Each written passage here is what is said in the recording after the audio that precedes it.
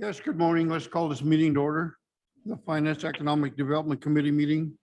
May I have roll call, please? Mike Berlin, Here, Blake Ellefson, Here. Laura Negro, Ron Stendor, Here. Pat Kinney, Here. quorum is present. Thank you. Moving on, approval of the agenda.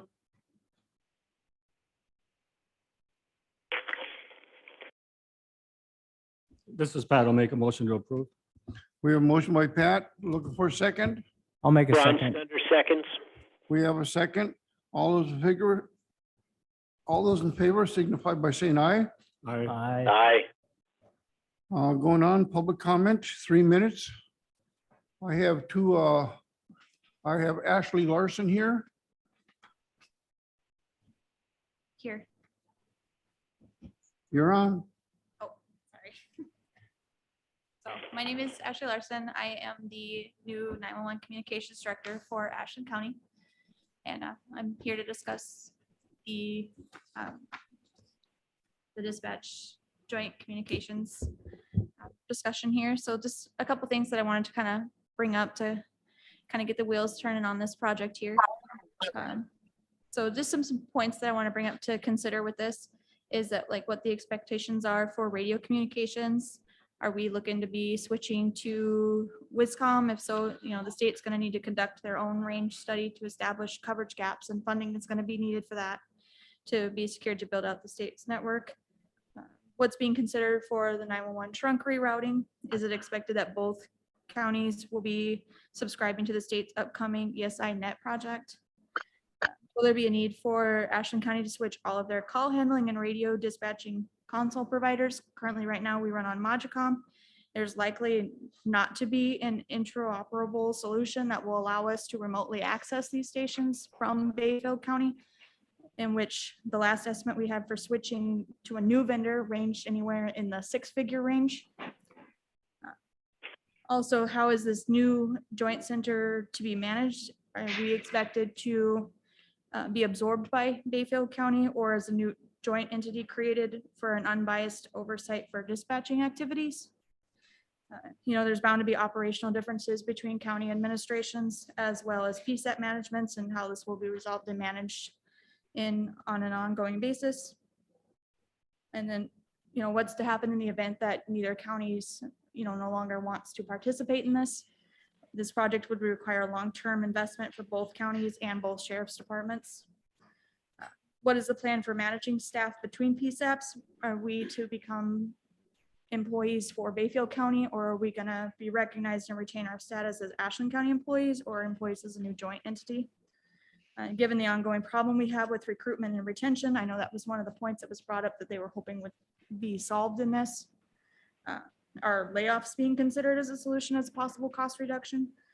What is the day-to-day staffing expectations? The contingency planning has occurred as acceptable minimum staffing is needed to adequately handle the calls across.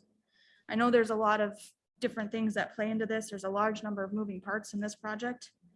And, I just wanted to kind of bring up that it's not something I know that it's being handled lightly, and that, any decisions that are made would impact public safety responses for both counties for decades to come. Thank you. Thank you. Let's note that Laura is present here. She just walked in. Welcome, thank Laura. you. Kim, you're on. Kim Lavasser. Good morning, everyone. Basically, I just wanted to say that I've been speaking with a bunch of the dispatchers and none of them is in favor of this. There has been feasibility studies done before, and they have decided that it is not in our best interest to do that.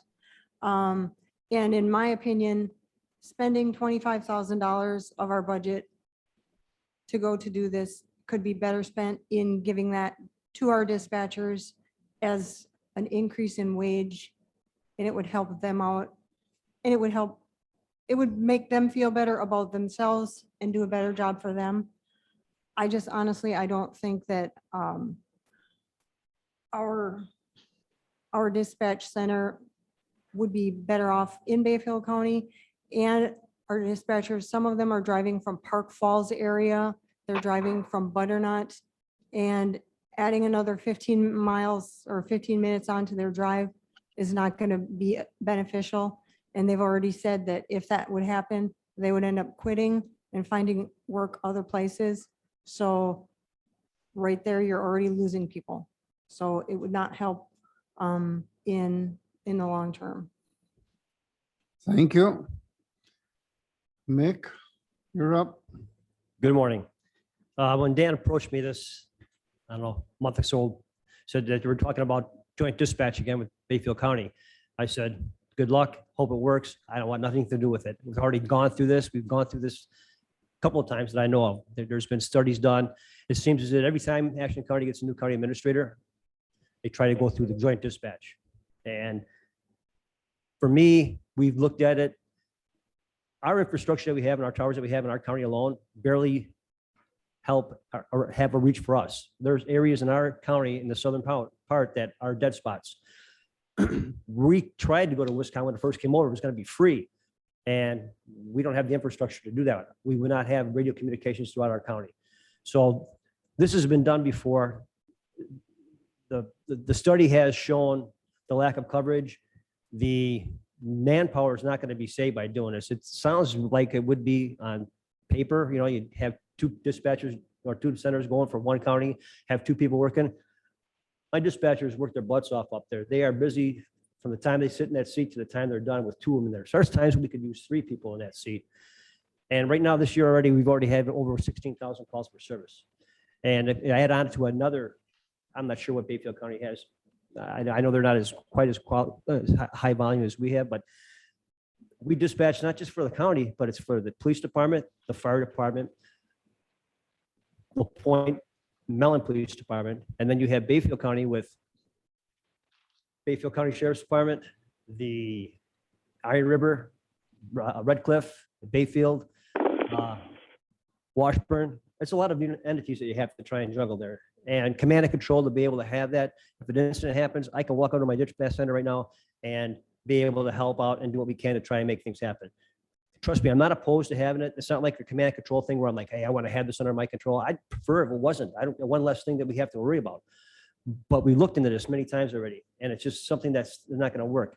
And like said here before, I know there's 25,000 already coming out of ARPA funds or something like that. It's not going to come out of our budget. I think that money more wisely spent by giving the dispatchers the much needed salary raise or bonus for the job that they're doing right now. I've heard that Bayfield County, it's a rumor that they're going to be going to a new records management system, a Spillman. We were with Cody. We have a joint records management system with them now, with us in the Ashland Police Department and Bayfield. If they were to switch to that, how is that going to affect our ability to be able to have our records management going for two different entities? And I don't think Ashland County is prepared to spend $1 million to go to Spillman. So thank you for your time. Thank you. Anyone else on the floor? Anyone online?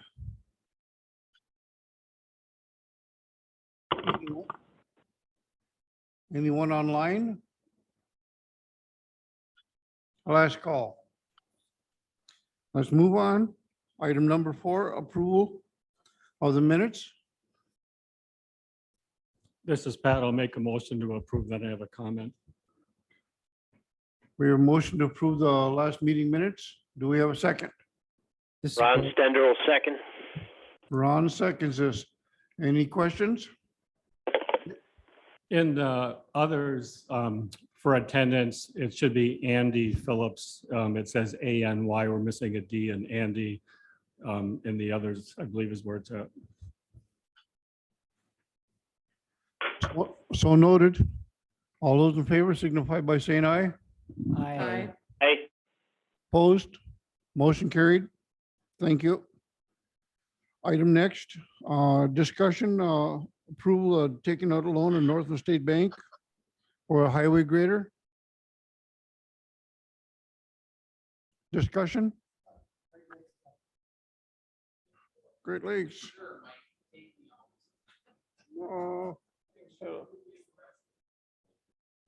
I'm sorry, you skipped number 5, the amended agenda.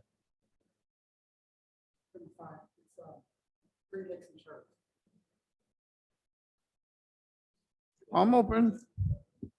Come on. Grab a mic and do your pitch, man. There we go. Okay. Okay, hello, I'm Dave Martinson.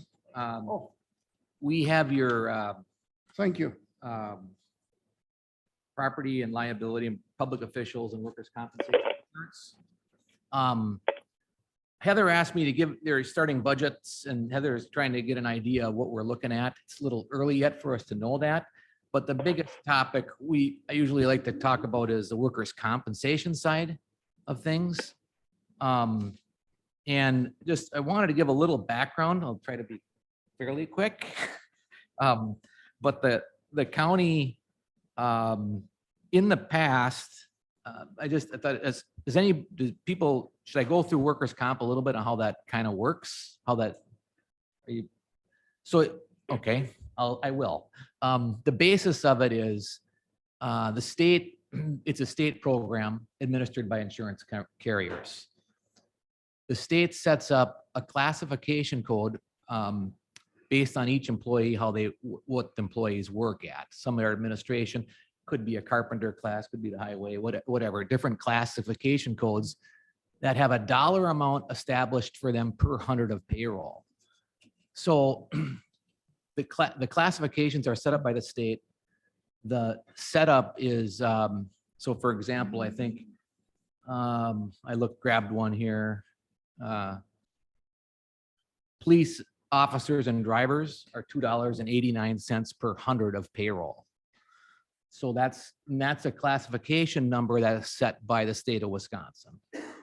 So everybody that works for the county are set up into these classifications.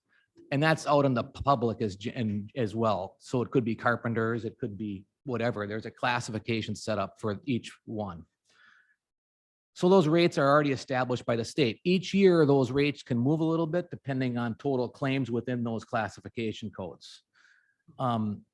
So that is the basis of the workers' comp. And that's a one-time basis. So they also then look what they call a modification factor that they set up for businesses, in this case, the county, based upon how their utilization is in workers' comp. So if the claims are fairly low, there's a modification factor attached to that total number. So for example, I'll use easy numbers, if the county's workers' comp's $100,000, based upon those classification numbers, if the claims have been light, the state will give a discount in reality. So you get, at one point, the county had one of the best modification factors I have ever seen. It was actually at 0.64, which is really low. I mean, so you were getting almost a 35% break on the premiums. The basis of that modification factor is on a 3-year run of claims. And so you're going to get 1 year that comes off and then 1 year that goes on. So that basis can change a little bit depending on the claims. The county, and I just grabbed the numbers here, had few claims in the workers' comp area. Lately, they've had some claims. So last year, you took a pretty healthy hit because your workers' comp claims were pretty high. And then now that year got put into the 3-year run on that modification factor. So you jumped up to 1.04. So you were at like 70, a 0.70, it's like a 30% break because of those claims. And within that 3-year run, you went up to a 1.4. So you took a pretty healthy hit. So they had asked me where we're sitting. And in reality, I got to kind of look at what the claims were, what are going to be coming off, and what's going on. So I kind of did a quick analysis of that and looked at that, and your claims are, you're at 1.4 now, I think, is what the modification factor is. Your claims are basically you're taking off a 20-some thousand a year, which is your last good year you had for a little bit, and you're adding on a 40-some thousand in claims. So it's going to be up another 20 grand. So my estimate would be you might go from 1.4 to 1.8, 1.10. I'm just taking a shot in the dark. Yeah, go ahead, Lauren. How many claims did we have last year? Well, let's see. So let's see. The year that's coming on was 20. That total year in gross incurred losses was $53,000. So the year that's coming off was actually you had 18 claims that year, and it was 22,000. So it wasn't that bad. It was less. So in that 3-year modification number, that's what I'm trying to say. You're coming into another year that's going to be a little bit more. At one point, I mean, if I go back and look at some deep history here, when you had it with West, I mean, you guys in, it looks like a 10-year run was 90,000 in claims. And you had one claim here in, I got to get my year right. If it was 19, maybe 19 or 20, 184,000. So, and that's just 1 year. So, and then you've had one that was 60,000 and 50 something.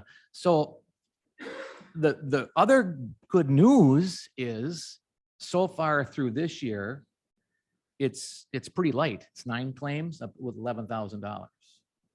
So that if it holds, that'll be a good year coming back onto that 3-year modification factor. That's one of the things I'm trying to tell you. So in the end, I mean, your workers' comp, just to give you an idea here, is $176,000. It's half of your almost half of your total premium. This is where a lot of things can happen here on the workers' comp. The one thing I've been able to secure for the county is decent dividends. So we've been getting back about a 25% flat dividend on that number. And flats and sliders are different. I always tell Dan I like the flats because it's a lot easier budgeting for. So we've been able to hold the dividends pretty good. And I believe we'll be able to continue that. Although that's just the sales guy talking. Until the year comes, then you see what I'm at. The basis of, so the dividends in reality, if you're getting 25% back, you get that after the year end. So you get that money, some of that money back. So it really does, some of it comes back to you. My concern was, I just wanted to talk about the work comp a little bit because that's a variable that is hard to control. It's all about, and again, it's not necessarily, it doesn't matter the insurance carrier. It's going to be the exact same from carrier to carrier. The state really runs these programs, the workers' comp. The insurance carriers are administering them. The one thing you can get from insurance carriers are dividends. And that's what I try to negotiate for. I have some data if you guys want to, if you're numbers people, if you like to look at some of this stuff, you can kind of look at that. If you want to ask me later, you can do that. I can give you some of the sheets to show you those. That's basically it. Matt wants to get going, I think, but I'll open to any questions if you guys got.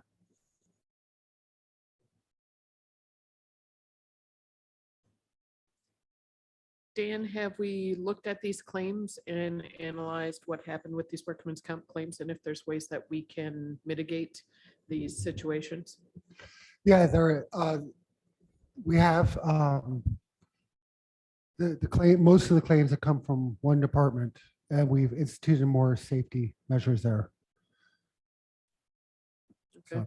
So going forward, we don't anticipate anywhere near the amount of claims. Okay. I would be intrigued to see that information. I also am a geek about the data. So if you could get me that data, I would love that. Be happy to show it to you. That's what I got. So good safety programs are important, reducing workers' comp and health insurance too. And sometimes it's just ergonomics, good office furniture and stuff can be a factor there. But that history of really low claims makes me wonder, and I haven't been around long enough to have any sense of this, but some organizations just aren't good about informing their employees about workman's comp or having them see someone to put in those claims. And related to that might be, we've had low worker comp claims historically, that part of what happens, and the administrator can elaborate on this or correct me, but if we're not directing people to make workers' comp claims when appropriate, are we then incurring higher healthcare costs because we're not receiving the benefit of that workers' comp as much as we might otherwise? I can just jump in quick, Pat, that we've instituted a nurse, basically the county now has a nurse line kind of a thing on a work comp claim. So they call into that first to kind of mitigate the direction of where it has to go, or where that, is it a Band-Aid or do you need to go get into the hospital? And we've taken that what we try to do is take that away from managers or people that have to make those kind of calls. And we put that onto a nurse. So that has shown very good tracking, that it proves it does work. And then that actually that also starts the claim process right there. Then our management team doesn't have to deal with that. I'm talking about the counties, sorry, thinking old when but so they don't have to really follow necessarily, they have to be there on the line, like when it gets called in, but then they don't have to do it in the workers' comp first report of injury stuff. The one thing I'm just going to call your attention to is that 1 year is really a bad year. The 1 year had 184,000. The next year was 60,000. The next year was 43,000. This year we're looking at 11,000 so far. It's coming back down. I think you had one claim that might have been more on the law enforcement side that was in a part of that big one. So that the other part of that equation is that big one's going to come off that 3-year mod. And that will make, because it's so big, that will make a big difference on that modification. It'll come back down. And like you said, people get hurt, right? I mean, there are things you do the best you can, but accidents happen and things happen. But I just kind of wanted to draw your attention to how that work comp works, because it's insurance companies, insurance salesmen, we were talking about it, they're not the most, we don't get the highest kudos, right? But it is run that way, and it's based a lot on those claims. And if we can keep, like you said, mitigate those or keep other ways to keep people aware of it, it's the best thing. Yeah, there are some risks out there that are just beyond our control.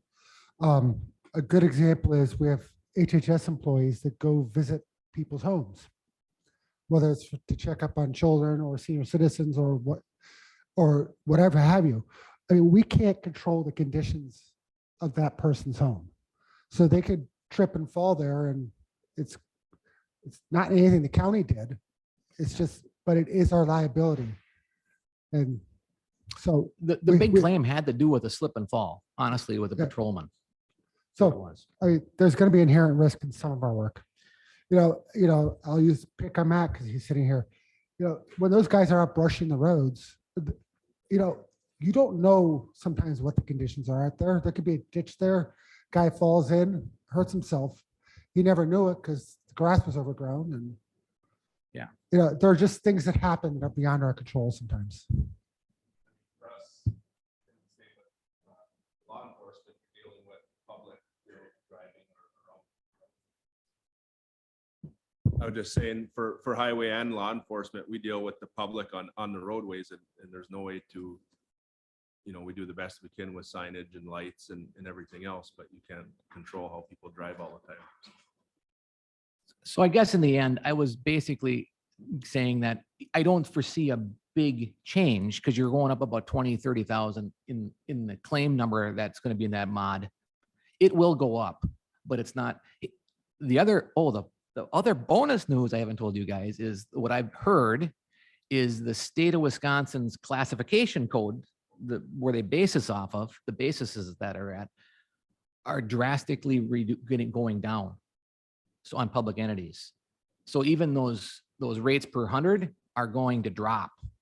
And I've heard that. So that's going to be in play too. So then it might just come out pretty close, but to where on the budgeting side of things. All right. I talked too much. Hey, Dave, just, Thanks, Dave. this is Blake. All right. Just one question. Can you make sure and include me in that email to Laura? I'm just going to give you guys what I got. And then also, does that include the premiums for the years paid over the last 5 or 10 There years? is, Okay. well, see, West Bend, I got the West Bend numbers from before we had it. And of course, that's when it was really good. So when we got it, it changed a little bit, but anyways, they don't have the premiums there. I do have the premiums here on ours, so. Okay, Thank you, Dave. yep, thanks, Mike. We're good, Blake. Okay. Laura? Okay. Have a good day, Dave. Moving on to the Myers Group. Okay, let me pull the. Sorry. I don't know why I'm having problems with this. But, so as many of you know, we've been trying to get somebody to give us a quote on to inspect this building for structural integrity. There's problems with the roof. We also have had problems with the 514 building, where we believe the back wall may be failing. So we have a quote. We finally got an architect to come in here who is giving us a quote here. This will include structural engineering and any architectural services needed to give us a scope of work to how do we fix our buildings.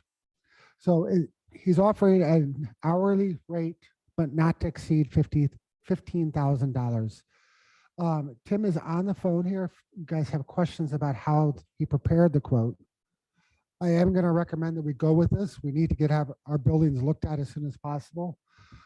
We need to make sure 514 is safe for our employees to work in.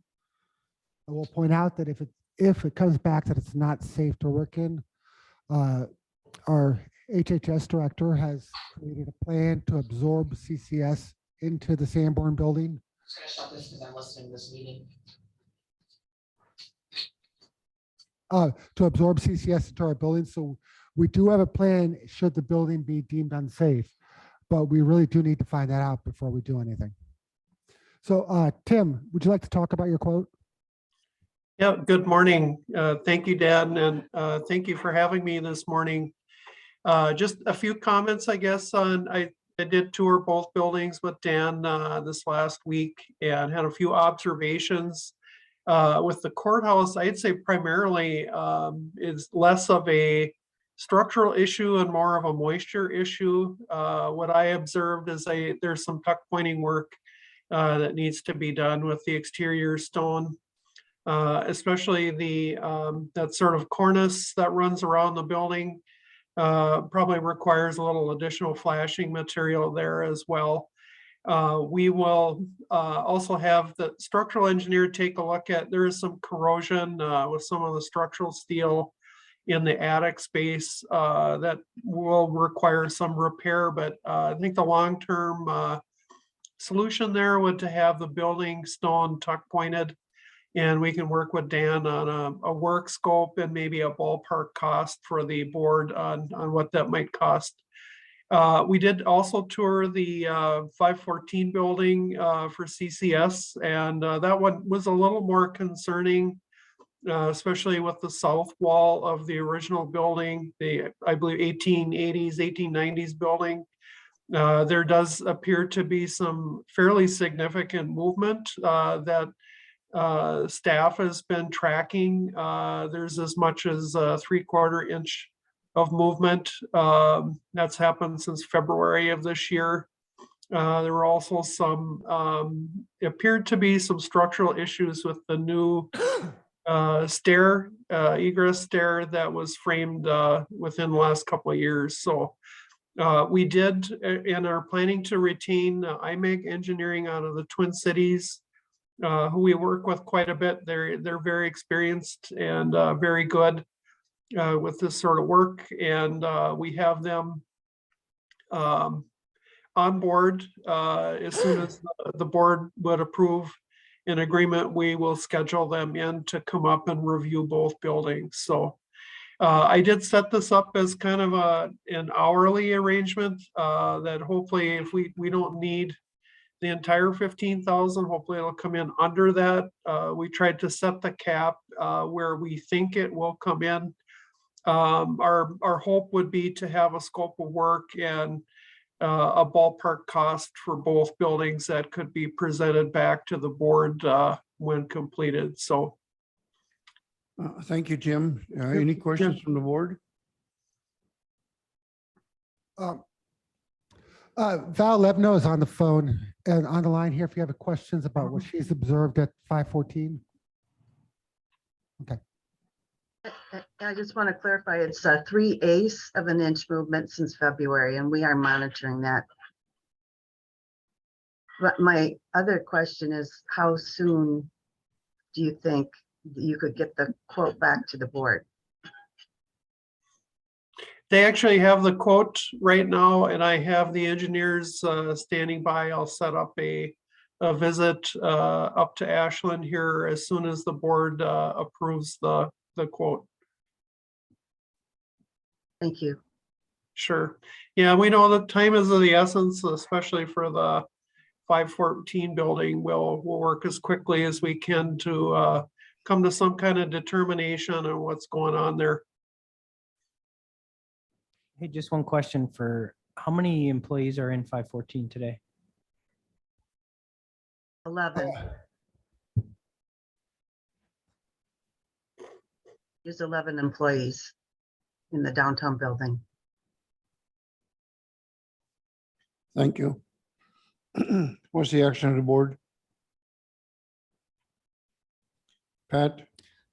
A comment first. Given the concerns about both buildings, I think makes sense to backtrack to an architect versus someone coming in to fix what they perceive to be wrong that doesn't have that background, so that we understand the real issues. And so whatever money we invest is invested wisely. So I think this is a good step to backtrack to an architect. So I'll make a motion to approve this. I'll second that. We have a motion by Pat, second by Laura. Further questions? Call for the vote. All those in favor, say aye. Aye. Aye. Motion passed. Thank you. Thank you, Jim. Yeah, thank you very much. And if the board has any other questions, they certainly can funnel them through Dan, and we'll try to keep this as kind of an open communication on what's going on. Item next, loan with Northern State Bank for a motor grader for the roads department. Okay, it's one of the things we looked at, instead of buying a grader for the highway department outright, was going to see what a loan would look like. I spoke to Northern State Bank and they're willing to offer us a loan for the grader for 5 years at 2.5%. That would make the yearly payments about $75,000 and help out our debt levy a little bit. This did pass the highway committee unanimously, so we're bringing it down to finance. And Matt's here if you have any questions. Board discussion, any? No? I mean, we talked about this, which I was somewhat in favor of, I guess. But there was other discussions of other ideas that I thought we had kind of brought up. So I'm okay with voting on this, but again, had we had discussions about, I remember Pat asked some questions about, potentially leasing or even looking at other ways. And I know I'm in favor of, hearing and voting on this now. I just wasn't sure if at the last meeting we, Go ahead. This is Matt, Ashland County Highway Commissioner. So we did look at the lease, which I believe we talked about at the last Finance Committee meeting. Well, first off, I'll talk on we got a quote from John Deere and one from Cat. John Deere was 339,900. A Cat was 374,467. So the John Deere was cheaper.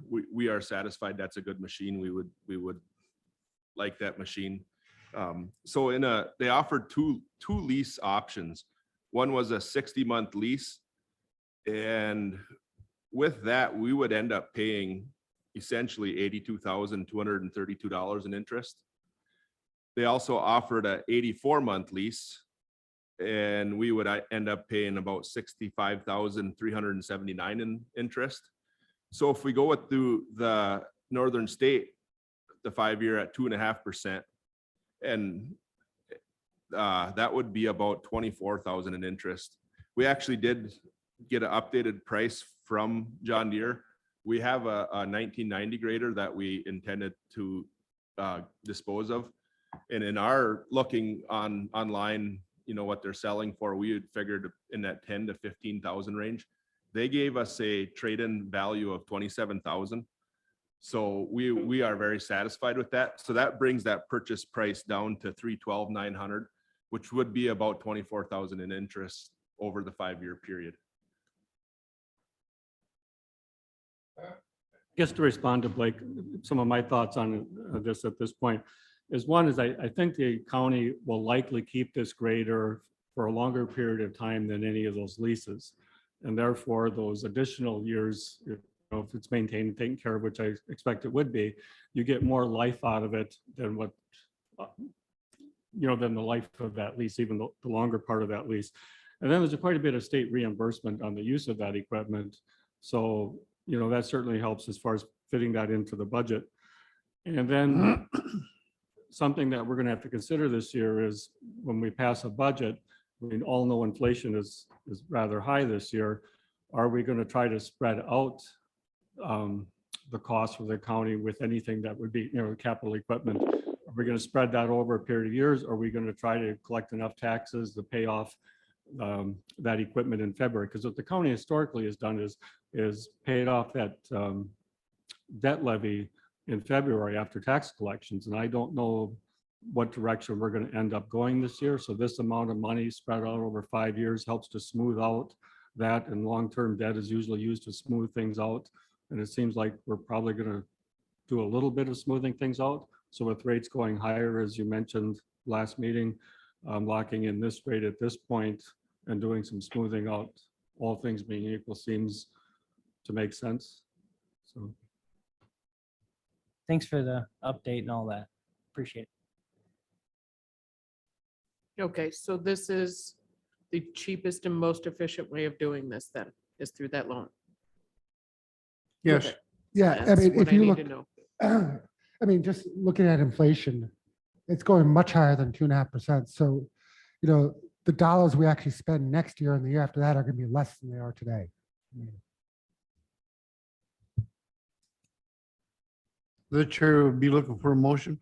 I'll make the motion that we, okay, the purchase of this, lost my agenda. Anyways, the purchase of the grader with the loan through Northern State Bank. I'll second that motion. A motion by Laura, second by Blake. Further discussion?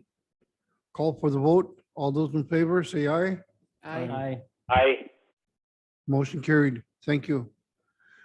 Our item next is a item that came up to the Highway Committee. I'm on the Highway Committee, and to my surprise, the Highway Committee approved this tractor brush cutter at the rate of 2.5%, seeing if we can capture that as well, because this tractor brush cutter is something similar to the motor grader. It's been a desire for some time, and the Highway Committee determined that at 2.5%, looking at the future inflation, there's no better time than the present to make this purchase. So Matt's handing something out here. So just to be clear, this has not come before the finance committee before. This is a brand new They're one. just the first time. So I'll just let Matt take the floor here and give his, So this came up in highway in our budget discussions. We had our equipment request for next year. And off to the side, we have had a column with other equipment needed with items that we would like to have, but I did not know where to fit them into our 5-year budget. One of these was a tractor.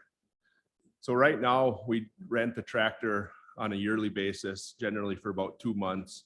We pay about $8,000 a year in rental fees for that tractor. If we were to purchase a tractor, we have a couple, we got quotes, ended up with 3 quotes back for one New Holland was $83,543, and then 2 different John Deere models.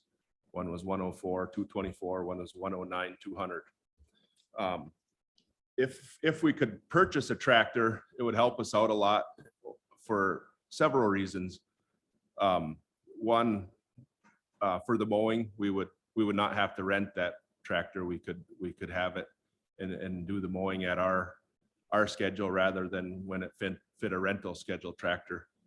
The other reason we really could use a tractor, it's essentially a safety issue. Every year we pull all the shoulders on the state roads and the county roads, which means we grade the gravel up and regrade it out, and then we compact it. Right now we're pulling a pull behind compactor with a 1-ton pickup, and it's pretty hard to see where that piece of equipment is behind you. You know, you don't have good visibility. You're just working with your mirrors, and you have to run it to like right on the edge of the road to pack all the way out. So at times it slides down. We end up having to get straps and pull the whole unit back on the road. You know, if that happened to happen on a section that was very steep, we could have, you know, a rollover accident or some other safety incident. And also the 1-ton pickup is borderline lightweight to pull that piece of equipment. So a tractor would be heavier, a more solid piece of equipment. You'd have a great visibility right there out the back window. You could see what you're doing with that machine. If we own a machine, then we have the option of using that year round. So the paper I handed out is just a quick spreadsheet. So we anticipate if we owned one, we could run it for about 400 hours a year. The hourly rate, the DOT rate for that tractor right now is $52.72 an hour. We estimated fuel of about $4,000. So that would bring in about $17,088 per year. So if you look at that on a 5-year, that brings in $85,440. Over that same 5-year period, we would have paid out $40,000 to rental machines, and you know, and that probably would go up with inflation also. That's just what we're paying this year. So,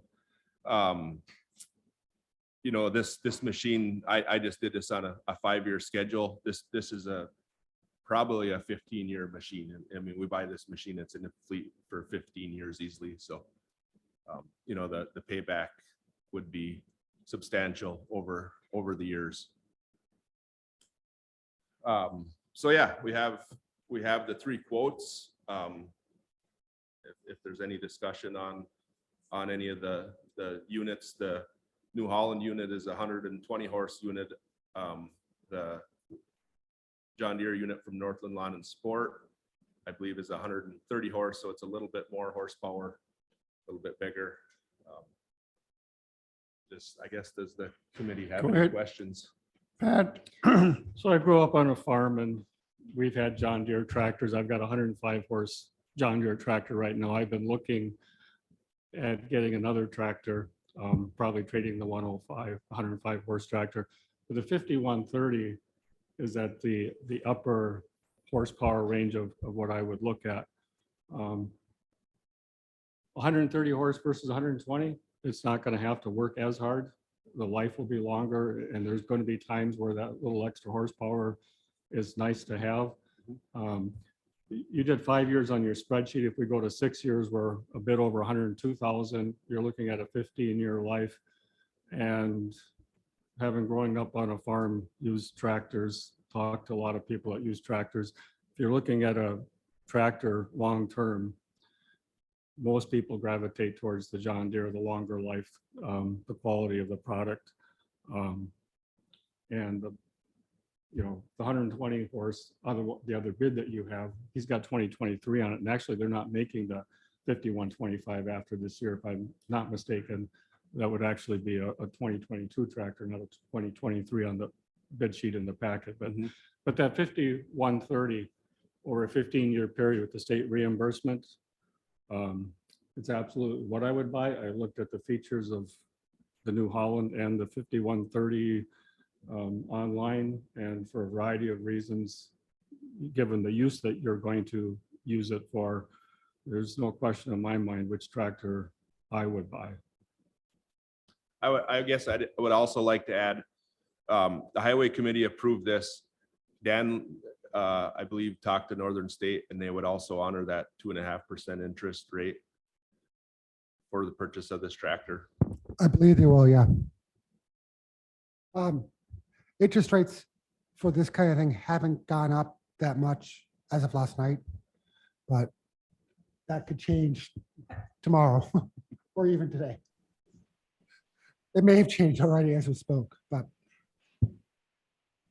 Laura? So which one of the two are you looking at, the 5130 or the 5125? The 5125, this is the last year they're actually making that. So on the sheet we got, it says 2023. So they're making the 5120 and the 5130 now. That additional 10 horsepower, there's real value in that over the life of a tractor, because it's not going to work as hard as a smaller engine. I just need to know which one we're looking The at. 5130 is the one. I trust all your things with the pulling and such. I just want to know which one of the numbers we're looking at. Yeah. The 104, 224. Okay, so basically, from conservative estimates, in 6 years, it Yeah. looks like we'll cover the price plus have approximately another 9 years we could get out of it, or watch for the tipping point of the value. Yes. Okay, Yeah, I'm in and favor of it's- this. It wouldn't surprise me if you get more than 15 out of this. And I guess without going into more detail on the transmissions and the front wheel drive for the use that you're going to use it for, for me, I would still pick the 5130. I think it's better suited for the environments in which you're going to use it on the roads and the changing of speeds. And, you go over driveways and all of that. I think it's going to have a longer life, in my view, than the alternatives. I would agree with that statements. What's all being said? I'll make a motion. We go with the 5130 from Northern Lawn and Sport. Ron Stender will second. We have a motion with Pat, second with Ron. Further discussion? I just want to make sure that the interest rate, we're at 2.5, and then we're, not that it matters, I'd still approve it. Just want to, Yeah, the interest rate's guaranteed till the end of this month. I'll call for the vote. All those in favor? Aye. Or excuse me? Aye. Laura? I, Aye. Laura I ha- just want to clarify, do we need to have in the motion about taking the loan also, or just the tractor, or how are we going to phrase this? I would say approve taking a loan out from Northern State Bank for the 5130, is it? 5130M, In the amount of 104,224. 224. Okay, Pat, and I think it was Ron, you guys Ron, accept that? second. So Yep. this is Pat. I'll clarify the motion that we purchased the John Deere 5130 and take a loan out for the Northern State Bank at the 2.5% by the end of the month. Okay. You second, Ron Ron? Stender seconds. All those in favor? Aye. Aye. Aye. Motion carried. Thank you. Item next is the approval purchase of the camera outside the Sanborn building using ARPA funds. So we recently had an incident at the Sanborn building where somebody tried to break in. They were unsuccessful. However, there are a lot of really dark spots in that parking lot at night. So it can be dangerous towards employees, especially during the winter when it gets dark at 4:30 and they're still at work till 5 something. So, and we may be having more people working there. We have camera systems all around this building. And it would make sense to put a camera system up there to assist and aid and make sure there's no problems there. And I believe Terry Birmingham is here she can help explain about the incident if you have questions about that. I might also like to use ARPA funding for this since it's not budgeted, and we did get our second $1.5 million tranche, so.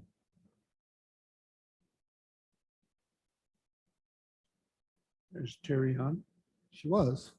Can you hear me? Yes. Okay. So we've actually had a couple incidents. The most concerning one was it appeared that somebody had tampered with the electronic lock on our employee entrance. Nobody breached the facility, but there was no way of, tracking who it may have been, no record of, any photos or any videos. And we've also just recently, within the last 2 months, had some people looking in the vehicles when we were actually open for business and at work, and also, well, on 2 different occasions, 2 different descriptions of people. And it's just, it's concerning. Like Dan said, it's concerning for the safety of our employees. I don't know why there's been an uptick in this, but without any kind of photo evidence, we really can't do anything. So it is a concern for us, and we would feel a bit more comfortable with some kind of security cameras. So the bid on this is 16,000. Yes, that's correct. We have this in our package. Yes, that's in the packet. And the best place to take this is out of ARPA funds. There's no other place to take it. Well, the IT budget's been used completely, and Terry's budget is very tight. I'm just going to caution us again, because that ARPA money is going to be like lottery money, and we're going to end up broken. So, and not that I'm anywhere near against any of this, but I noticed this is one of a couple of projects that are looking like coming out of ARPA funds. So, yeah, and my goal actually in the end is, if we need real construction, is to use, instead of bonding, use the ARPA for that and save the county long-term money. But that'll be a later finance committee issue. again, when it's gone, it's gone.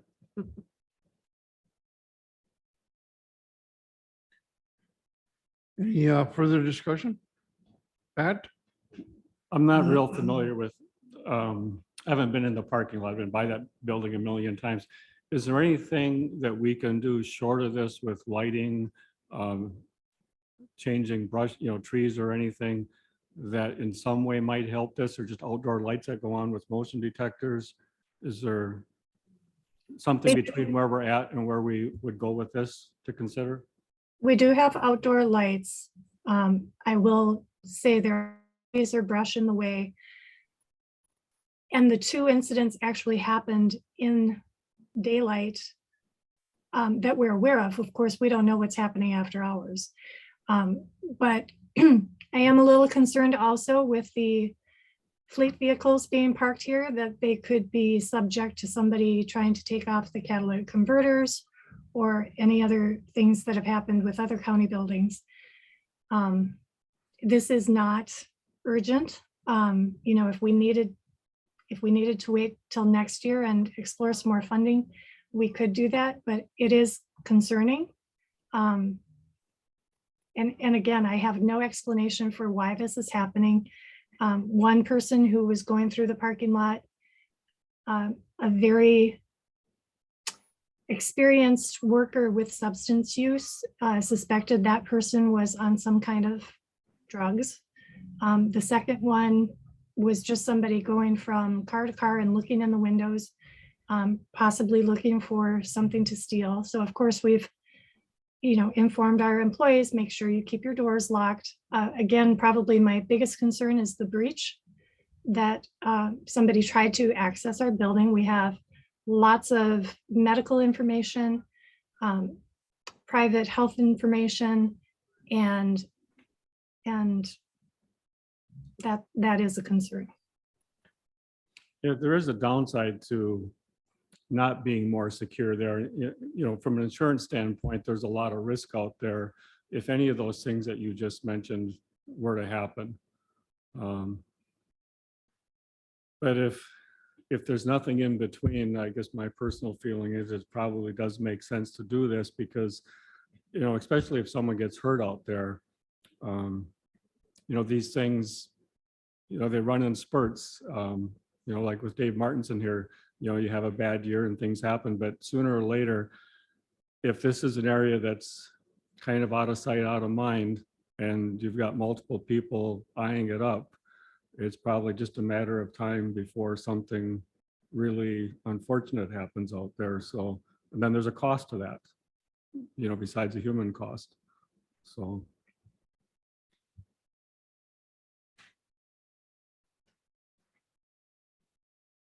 And the reality is, while Sheriff Brennan has been having deputies run through there when they're in the area, they're not really in the area that often, so what do we do? I mean, we're a couple of months away and it's gonna be dark at 4:30. Brings that up. Well, Thanksgiving, it'll be dark at 4:30, and it is kind of in a desolate area. I mean, it's off the main drag. It's sort of right at the edge of town. So it is a vulnerable area. Laura? I'm actually very for this. I've thought they needed a little more security out there as it is. I just really want us to, every time we look at using ARPA funds, to make sure this is an absolutely necessary and there's no other way of funding this kind of thing, because we will be out and we will be the test case for the state to go, hey, look at this one is the one that's going to fail. I don't want to be that one. So I will make the motion to pass or to purchase this camera security system for $16,535 that Rachel has recommended from DSC Communications. Ron Stender will second. We have a motion and a second. Further discussion? I do want to just amend that a second to say from ARPA funds. So From you ARPA okay funds. with that, Ron? I'm fine. With that, I'll call for the vote. All those in favor say aye. I Aye. Motion carried. Thank you. Okay, I would like to address the Supervisor Nagro's concern about ARPA funds. We have not been using most of our funds. We've used a little over $500,000 of the $3 million. The one that we do have to remember is the money has to be committed by the end of 2024, and it has to be spent by the end of 26. So that's why when I commented on the construction, that's something we'll know by the end of 2024, we're going to be doing and scheduled. That's the point we can commit the balance. But, are we going to, we are trying to use it lightly. But we do have to remember there are time constraints on using it. And Item next is the approval of spending $25,000 for a feasibility study. Discussion? Okay, so we've been in discussion with Bayfield County about the possibility of combining dispatches. Supervisor Stendor has been at the meetings. And I guess, I'll ask him to explain his impression of what's going on. Well, I think anytime you can combine two things and basically put it into one, you're going to end up saving money. I realize there's some opposition to this, but if we don't check into it, I think we're going to lose an opportunity to possibly save both counties money and a good chance to ratchet up the professionalism as far as the dispatching. This also would make us more eligible for the new competitive Next Gen 911 grants. As a combined system, you get more points, preference points.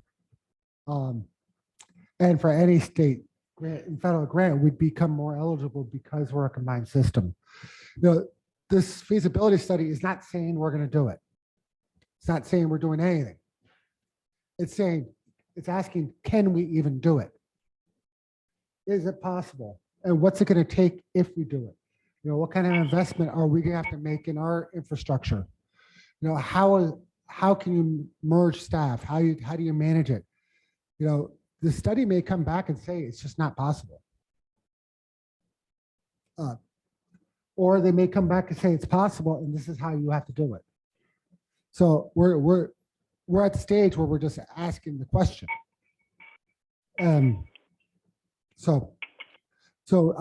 We estimate the study will cost anywhere between 30 and 50,000. That would be the cost will be borne equally by both counties.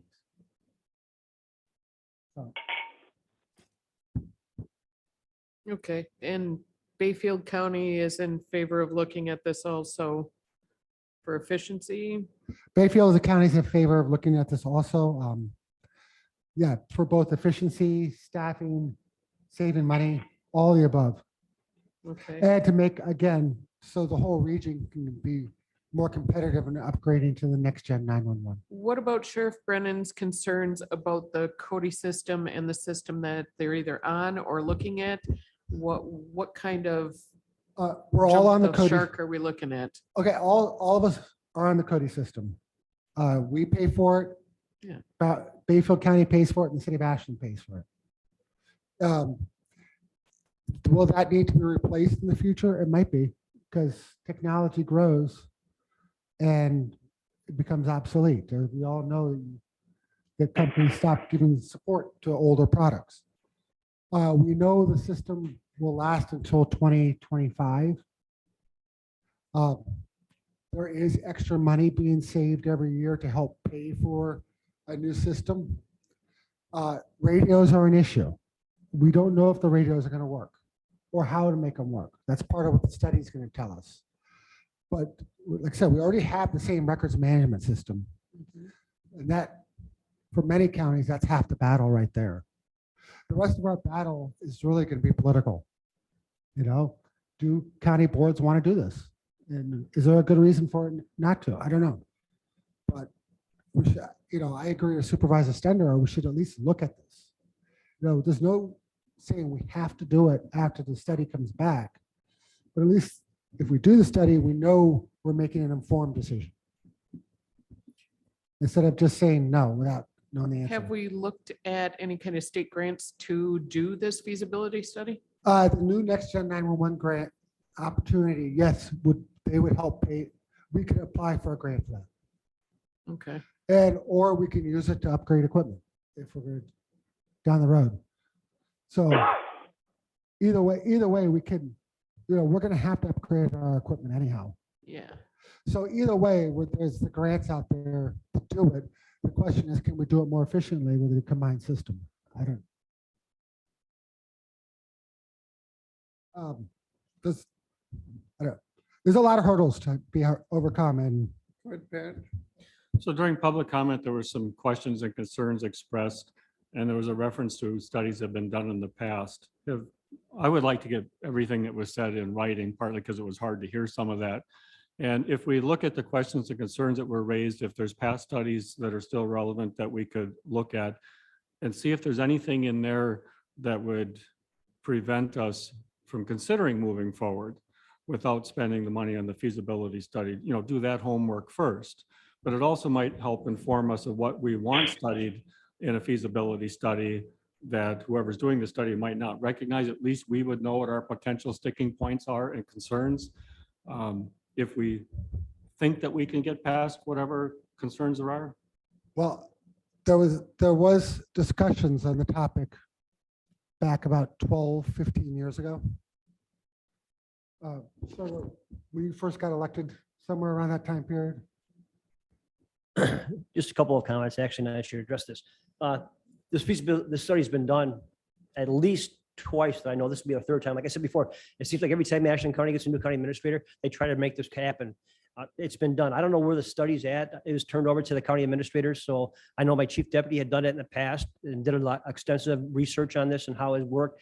Brought in companies to see how our towers would be able to reach from Bayfield or county to the southern part of our counties.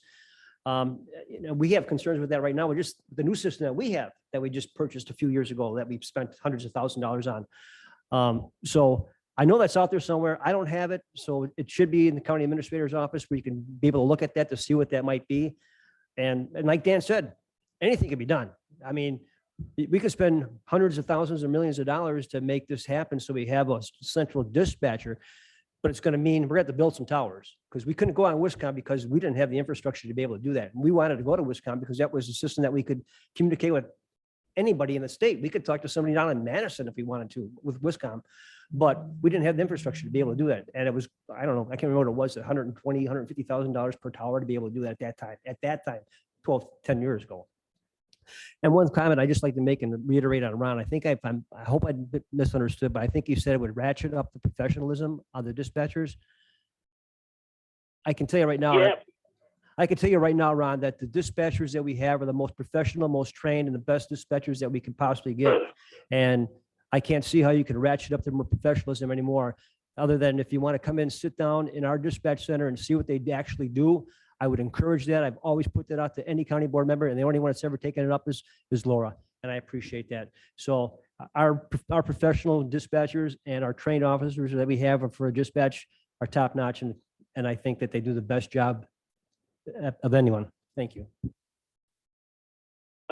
Sheriff, this is Ron. That was probably a poor choice of words, and I do apologize. I do think, though, putting the two departments together may give us a little more flexibility with manpower. That's basically where I wanted to go. Thank you.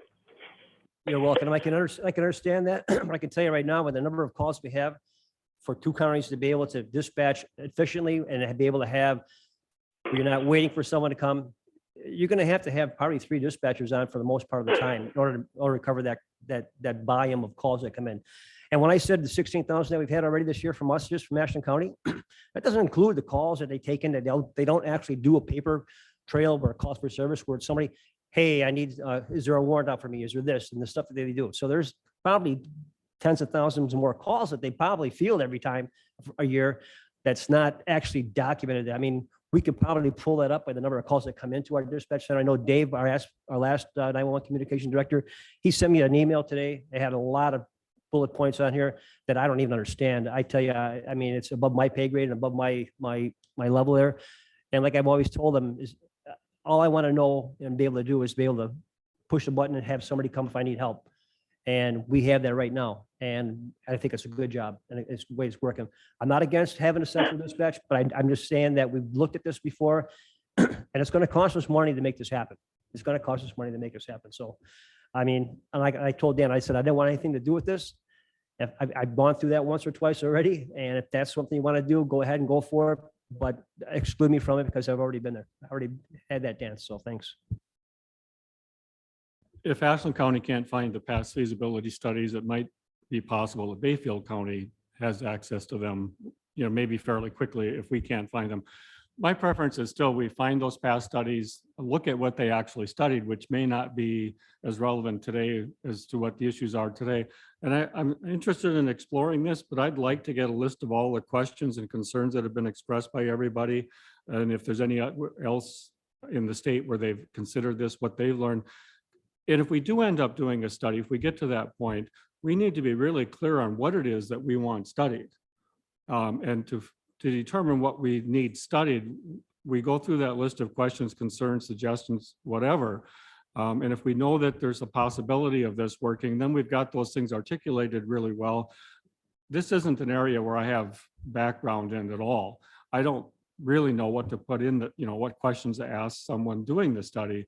But if we go through the old studies and questions, concerns that are expressed, then if we do fund a study, we know with much more clarity what we want studied, what the potential bottlenecks might be.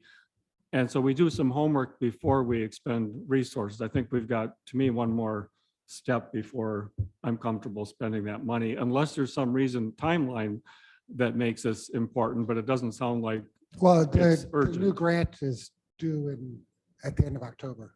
By when? The new grant is due at the end of October. So that And gives it was, us, and it was just announced this week, the filing date. so that gives us another meeting or two where we could see if we could find more information and get some of this in writing. And Well, the problem is we still need to study before we can apply for the grant. And if we go to another meeting, you're compressing the time the study can be done in. That's the question. so the grant would cover what % of this, and what's the likelihood of getting it? The likelihood's pretty high. It would cover 80% of it, up to $500,000. So you're anticipating the entire study, remind me, you said like 30 to 50. 30 to 50. So on the high end, we'd be at 25, and a fifth of 25 that isn't Right. covered would be $5,000. So we're looking at $5,000 or so. Right, Yeah. and but I'm asking to make sure that in case we don't get the grant. Because until you get it, you don't know it, Go ahead. I agree with Pat in that it's a $50,000 question, yes or no.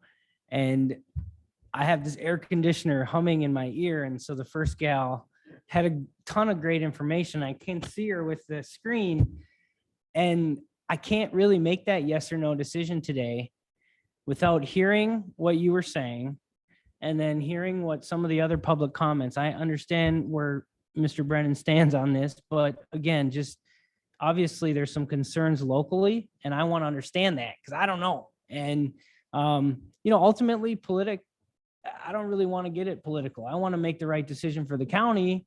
And if Bayfield County's looking at this and we're looking at this, ultimately we may have to do a feasibility study. But today I'm not comfortable saying yes to that. That's my opinion. And I know from PPLE what kind of issues we have. I mean, there's some huge issues that we address all the time, just finding our own officers. So if we move our dispatch center to a different place, we're definitely going to need more towers. If we're looking to just stay with Cody and try to do this, that's especially you said what, 20 to 2025. But then if we're looking to upgrade everything and there's some new technology that's going to make, butternut and Glidden and melon sometimes in those hills easier to get to. If we're upgrading, I'm interested in the study. I'd like to hear all the stuff that Pat said, and I'd really like to hear what Dave said with the bullet points and stuff. But if we're just gonna try to keep it at what we've got now, I have an issue, making this better, making our officers safer and such is one huge thing we've been pounding our heads to try to get done for years. But combining to kind of keep it the same, I can't yet. I'd like to see those feasibility studies. I'd like to see the concerns from Dave and thoughts from, I know Ron sat in on everything, but I'd like to see what Bayfield County also thinks from their perspective is what's the, I mean, yes, save some money combined and such, but if it's not gonna make our officers safer and not gonna be more efficient, and we end up losing a bunch of good people, you know, I did sit for 6 hours with them, and just after they opened up the 3 screens with the other screens on them, with the other stuff behind that, you know, and chased a horse down 112, and we, you know, it was a busy night. It was a busy night. They lost me with their skills once we passed the 3 screens that were up. They've got some deep skills, so I would hate to lose that kind of depth of experience also. So it's not show me the money, it's show me the data at this point. Well, I could say nobody's come to me with any concerns yet. They may have come to this committee, but none of those have been relayed to me yet. So I don't know exactly what they're talking about. You know, and they should have done that, because then I could have put it in the packet. You know, we are going to have to upgrade our system at some point in the next couple of years. We are going to have to do, I mean, the state's going to mandate it, and the software support's going to end. You know, the simple fact is it's got to happen no matter what we do. You know, one of the things we made clear at the very beginning of the conversation is that everybody keeps their job. I mean, we don't want to lose anybody. Everybody, in fact, we're going to need everybody, because we're going to need more people as a combined department, more people working in that dispatch room. You know, so there's a lot of discussions to go on. How does that work? How do you staff it? How do you manage it? How do you do this? How do you do that? Before anything could ever happen. Well, in terms of timeline, the grant that you would apply for is due by the end of October. Do you have any idea how long it would take to do the feasibility study? We can get the feasibility study. Could, if the contractor rushes it, could be done in a month to month and a half. And then my other thought on this now is the city of Ashland doesn't contribute to dispatch. If the county does join Bayfield County, how does that impact the city of Ashland contributing? You know, that's part of the discussions too. I don't know how that impacts that. Again, that's an unknown. That would have to be, we'd have to bring the city into that discussion too.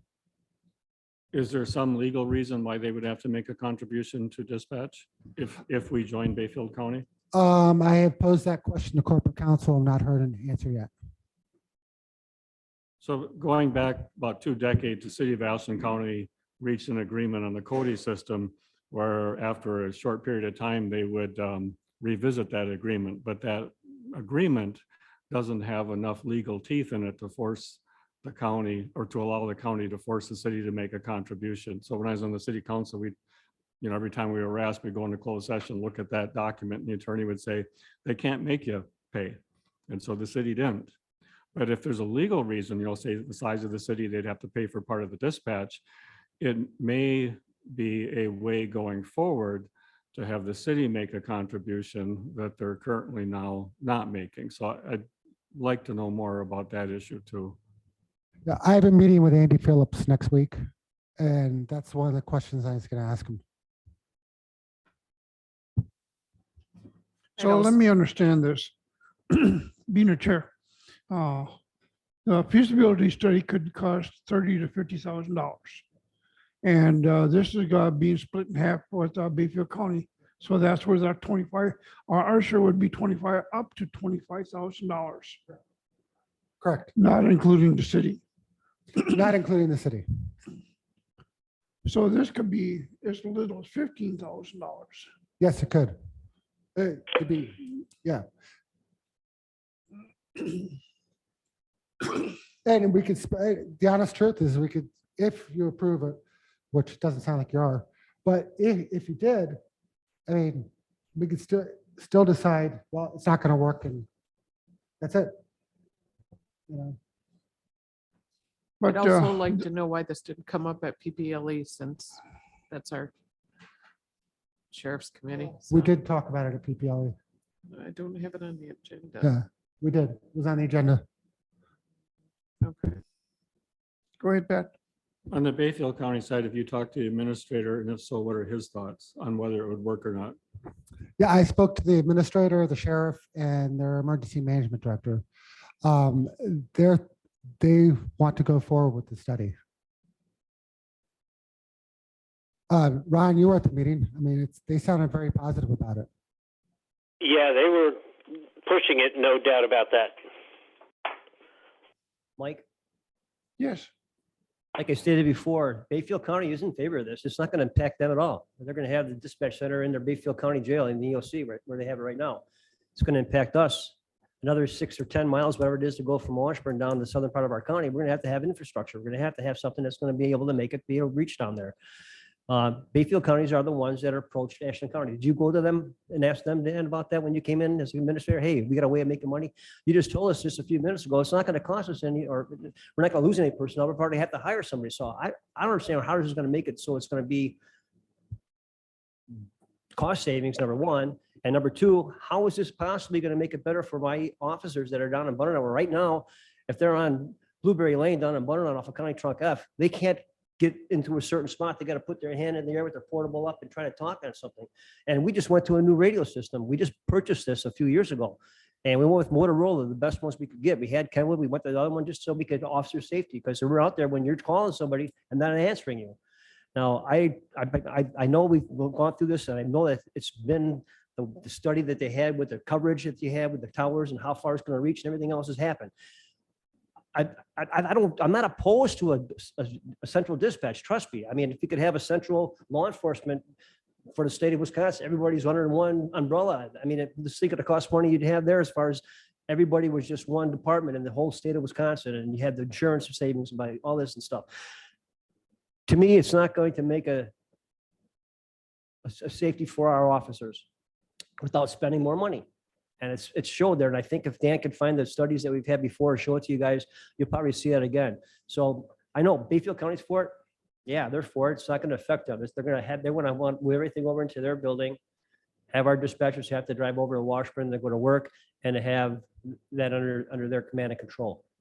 And that's one thing that we'll be losing here. So. Well, command and control is something that would be negotiated. It might well be an agency that's outside the sheriff's department. So a separate agency unto its own.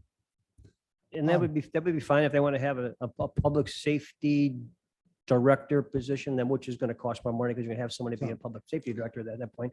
But I mean, truly, I really don't, having that, control over that is not my biggest thing. It's my biggest thing is, number one, having my dispatchers being able to do their job the way they've been doing it and the way they're comfortable at it. And then to have it also in an area or a spot that's going to give us proper coverage for my deputies out there. I've been out there, man. I'm telling you right now, when you call and dispatch can't hear you and you're asking for assistance and you don't feel like there's nobody out there, and I don't have the backup like we have in the city where we got 2 or 3 officers there. We're on our own for up to a half hour sometimes on a call. It makes the hair in the back of your neck stand up when you're trying to get somebody to come out there and they can't hear you. And that's my concern. Okay, well, Lori just sent me a message saying that in her 27 years, she's never seen a study come through the office. So I don't think there's ever really, it's never gotten to the point where there's a feasibility study. And to address Sheriff Burns, because I understand that officers have to put their phones up in the air and stuff, but that's not an issue with dispatch. That's an issue with radios and with and hardware transmissions. That's something that's going to we're going to have to upgrade anyhow, no matter what we do, whether we have a combined dispatch or whether we don't, we're still going to have to upgrade our technology. I guess all things being equal here, I'm in my mind, on the one hand, I would like to see more background, more information, more questions and stuff. In response to part of what the sheriff said there, I learned this lesson the hard way as a public employee a long time ago, is that the responsibility of those in the leadership position is to the institution, the organization, as opposed to any individual employees. Does my heart bleed for the people that would have a longer drive? Yeah, I lived up here, drove to the Richmond 4 years, drove to the Twin Cities 3 years. Anytime anybody's got to drive, my heart goes out to them. That's hard.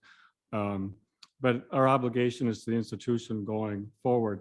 If there's a high probability of getting this grant and we're sharing the cost with Bayfield County and the administrator there, who's quite capable, is on board with this, we're really looking at, if we get the grant, at the most $5,000 to do this study. One of the things that people say frequently is Ashland and Bayfield County should work together more. The city and the county should work together more. And if this is something where the administrator there supports doing this study, it seems that this is an opportunity to consider working together. We talk about it a lot, and yet for a risk of probably not more than 5,000 at the end of the day, if we don't do this study, we're passing on this opportunity.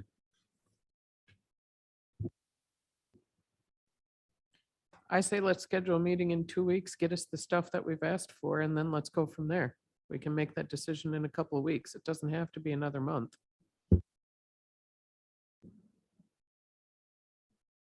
Well, that's actually a future agenda item. Blake? You know, I just, I work for a large company and change is really hard. And I'm seeing that here today is that change is hard and ideas of change are hard. Some of the things that have come up, I don't know that, you know, if it's real or if it's something like, again, there's no idea here because I don't have any of this information. It's like in a, you know, and so if possible, I would like to see any study. I would like to get more information, but at the end of the day, looking at the organization, Ashland County, this is kind of what we should be thinking about how to make ourselves more efficient, how to partner with locals, other communities like Bayfield County, and find a way. If I do get a little alarmed when Dan says, well, we're actually gonna have more staff. It's like, well, why would you go and add more staff if you're looking at combining, which again impacts possibly Ashland employees. So we have that. And you know, ultimately, I feel like a feasibility study, if we haven't gotten one, I think is important. And, you know, maybe there's been something that's been done that just hasn't been formalized. If that hasn't been formalized, then let's do it. Let's make sure we ask the right questions in the feasibility study. Let's not just throw it against the wall, but come out with the right questions so that when we get these answers, it can actually be actionable. That's my. Ron, you want to chime in? No, I'm all for this feasibility study. Like Blake said, you have to move forward. And if you can combine these two, I think we can save money with it.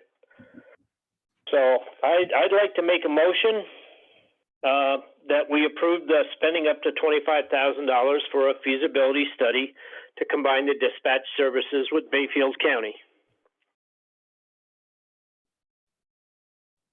Laura, you had your light on? No.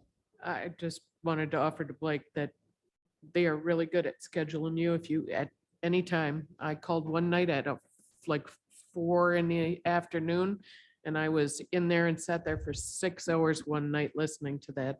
And that was my choice on the length of it. You want some data? Sit down inside of there.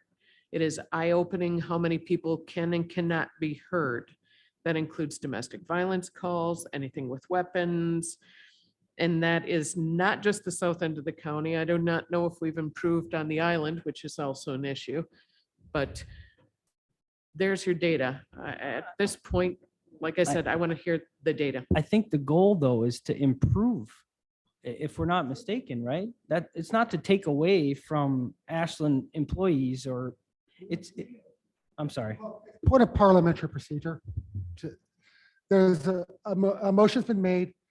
If somebody would like to second it, then you guys can debate. If nobody wants to second it, then we just drop the whole issue. This is Pat, I'll second. Okay, now it's appropriate to debate. What I just said, go ahead and sit in there. Best place to get it. I'd still like that data, especially the stuff from Dave.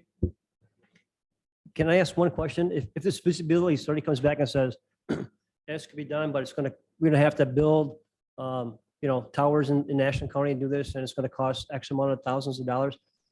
Are we still going to be able to go forward with that then, to make it so it's safer for the Well, officers and that? Well, that's the We all decision do the that? county board will make, but if the feasibility study comes back and says we need to add more towers, then, I think we find a way to add more towers.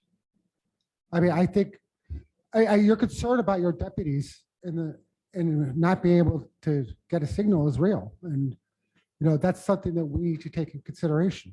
And it's, And that could be it's part of not our so co- much, I am definitely concerned about my deputies and my dispatchers, but it's not so much that, it's the fact that, it's supposed to be done to try to save money. And if it's going to be able to save money, I'm all for it. Okay, and not compromise the safety of the officers, not only in National County, but in Bayfield County, all the officers. So if this study is going to show that, yeah, this is going to work and we will be able to do that, wherever they have the dispatch center is located, that's the call that the counties have to make. And then the call for my dispatchers or Bayfield County dispatchers, the feasibility study might say that we should put that EOC or the new dispatch center should be built in Mellon. Who knows what the feasibility study might say, the best coverage for both counties. So as long as, we're spending money that's going to make it so that they get a recommendation and we go with it, that's fantastic. But if they say, yeah, you're gonna need this and that, well, we can't come up with the money for that. We should spend $25,000 on finding out that something we already knew. Well, this feasibility study is going to be accredited. It's going to have some merit as opposed to, as indicated prior, there's been supposedly feasibility studies done by our own staff, our own lieutenants and what have you, or we have a note here that as long as Lori's been here down in our administrator's office, she's never seen one. So if a study's been done in the past and it's not in your office, it's not in our office, who did it and what was the results?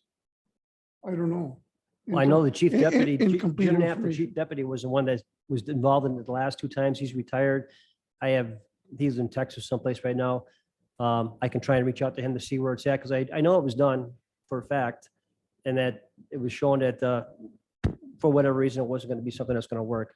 So if I can find that, I'll definitely forward it, but I will definitely forward on all the bullet stamps I have from Dave McGuire and from our emergency management director, Dorothy Tank, that they have concerns about this for obvious different reasons. So I'll forward it on to you guys. Thank you. All right, thank you.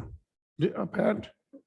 A feasibility study shouldn't be done by a person in the organization. It brings bias into it.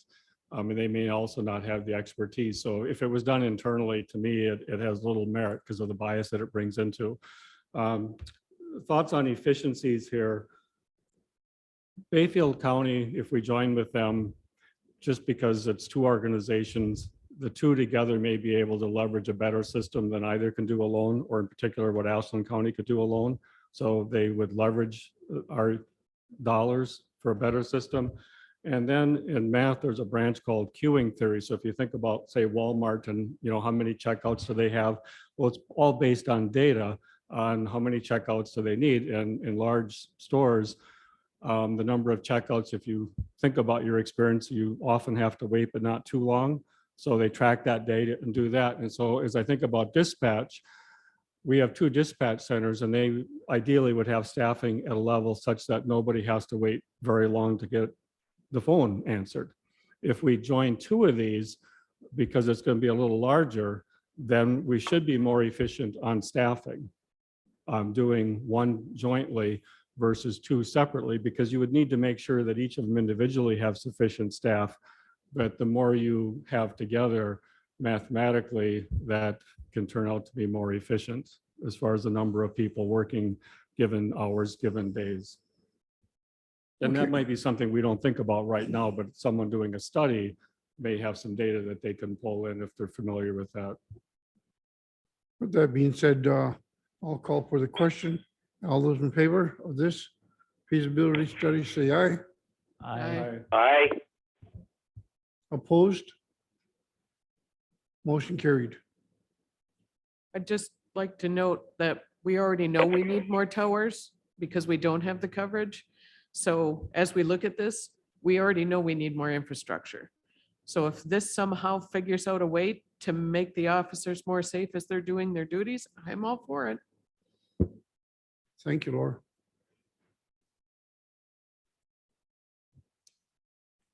Thank you, Mick. 23 budget discussions. Okay, so I have most of the budgets in, except for the big two, which is not surprising. So what I would like to discuss here is what departments do you want to review, in what order? And I want to set up a schedule, basically. So we'll set up a bunch of meetings and decide which departments want to review. Do we want to do, I mean, there's always the big three, sheriff's, health and human services, and highway. Do we want to do small ones first or big ones first? I will say we did highway already, No, I missed that, yeah. but yeah. So I don't know, how do you guys prefer to do this and what time interval? I mean, I guess it's your schedule, so. I guess, to me, it's, I don't want to pick out departments here, but I would like to talk about what is our overall plan in terms of, we know we're going to raise taxes because of inflation. Are we going to roughly raise taxes at a level so we pay for things and don't have much of any long-term debt that we're carrying forward? In other words, if inflation's 8-9%, people yeah. on Social Security are going to get a COLA based on inflation through the end of the third Right. quarter. Or are we going down that route, or are we going to try to smooth things out some with long-term debt? So if we have that conversation first, then I'd want to look at departments where long-term debt might be most related to their budgets. That might be highway, it might be sheriff, I'm not sure, Yeah. And so, and then the other thing would be, what departments do we have the most flexibility on what we do? A lot of things are carved in stone that we have to do it, and there's less flexibility there. So I don't know, we get those out of the way first, it's kind of carved in stone, a lot of it. And then maybe later, if we're looking at trying to make the puzzle work, those with the most flexibility in the budget, including long-term debt, might get us to a point where we're considering the tax increase along with how we finance it and go forward. Well, I guess the goal is, one is I would like to smooth out the debt levy so that the net result is taxes will stay the same at least.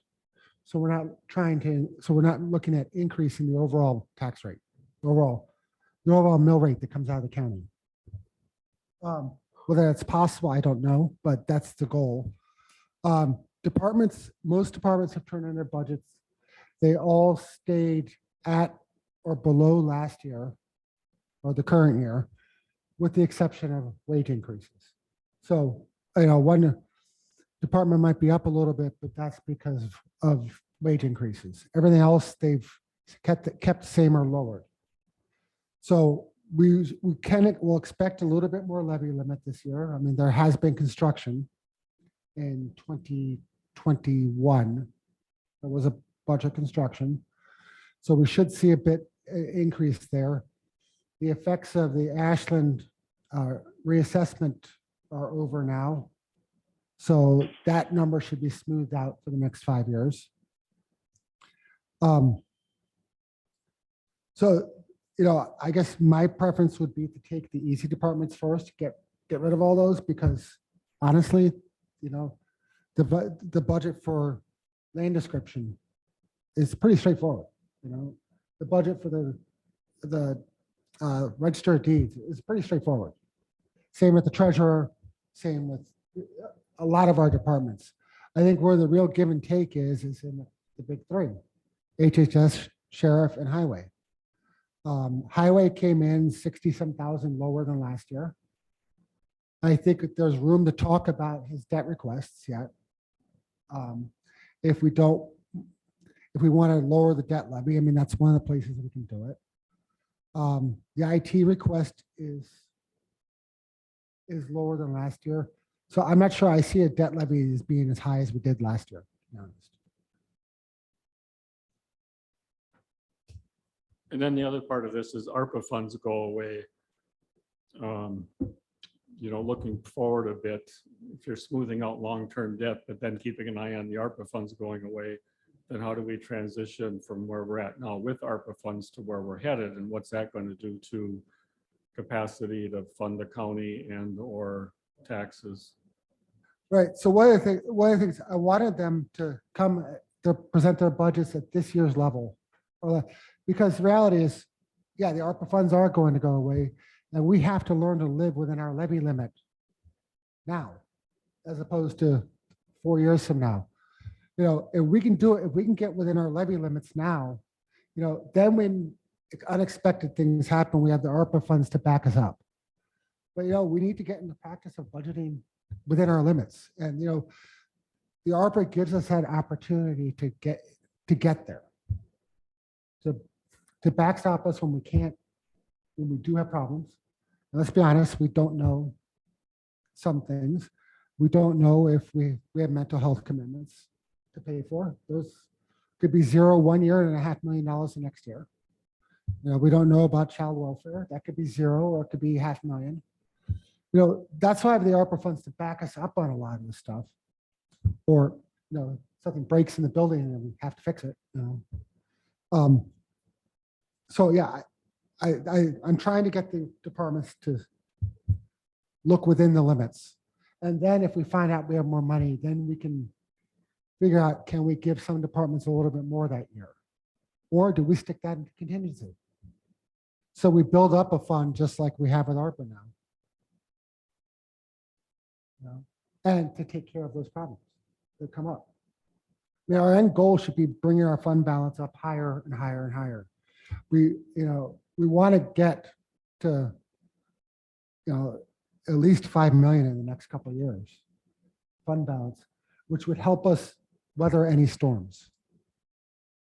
And that would give us more flexibility to play around with programs and to do different things and do more things. But without a major fund balance, which we don't have much of right now, it's hard to do a lot of that. So it's going to take a little bit of not raising spending to get us there. And I think right now with inflation the way it is, if we can smooth out our debt levy, that's going to help the taxpayers, which ultimately is who we all work for. You mentioned the staff in the 514 building could potentially go to HHS. Yes. Regardless of the outcome of what the architect says, if we could consolidate, and I'm surprised we could move that many staff to HHS, but if we could consolidate, is that building something that we could consider? I'm just thinking of overhead with buildings here. Sure. Yeah. That- Well, executive committee asked that question too. Can we just sell that building? I think once we get the report back from the engineer, that's an issue that both finance and executive should take up, and PPLA. I mean, I think you should consider, is that building really worth it to keep it, and should we just sell it? Bearing in mind that selling it may be selling it for $1 because it has so many problems. That instead of taking on the repairs and commitment to fix it, you're better off just ditching it. I mean, There were only 11 employees, not 14, I think. yeah, it's 11. Okay. So but we don't know anything until we get the report, and so, yeah, that's on the table. A future discussion is if we're going to do that, then do we put an addition on Sanborn? And if we do that, do we put land conservation in there and stop paying rent where they are? There's a lot of discussions to have, but we need to start with, is that 514 building usable and is it sellable? First, where's our salary study? That's coming later in a month or two. Okay. Because I think that makes a huge impact on everything we're talking about. Second, I'd just like to see you schedule, if we're doing little ones, schedule so many of them for the next meeting then, and we can start picking away. I mean, just spread them out over however many meetings we have between now and when we need to start being nippy and cutty. Do you guys want to have, for the purpose of the budget, I mean, do you want to have 2 meetings in August or 3 meetings in August? 2 meetings in August? And I have no issue with that. so I'm looking at the calendar online here and I can make it bigger so everybody else can see it. So right now, land conservation is already taking the 8th and so do we want to, I know we want to try stay consistently on Tuesdays. Am I correct? Tuesdays, We're on a Thursday right now, so are we sticking with the Thursday? you know, so I guess looking at the calendar, can we pick 2 days in August to say the 16th and the 30th? So we're switching back to Tuesdays? Well, we could do Thursday, but you know, Thursday the 1st is going into holiday weekend. I mean, we're just looking at budgets. We could do like the 18th and 25th, because I do get to have a vacation day on Thursday, the 11th, so I would hope we wouldn't do it there. I haven't had any vacation days yet. Okay, I'm more than happy to schedule around that. So does 18th and 25th sound good for everybody else? Sounds good. This is Pat. There's going to be a few days likely in late August where I can't be here, and I don't know what those days are going to be yet, but I'll pencil in the 18th and 25th. Okay, if we need to change because one or more committee members can't be there, I will send an email out to the committee and we can come up with a mutually agreed upon date. Is that fair? Sounds good. Okay, say, and then just looking forward to September, you know, bearing in mind, we have the 5th is a holiday. And highway's already scheduled. And HHS is already scheduled. So for everybody, if you look at the county website, as soon as the meetings are scheduled, they go on this calendar. So we know where we're working around. So Blake, we decided on the 18th and 25th of August. Yep. And I'll start getting individual budgets out to everybody, the initial requests. So you guys have time to look at it.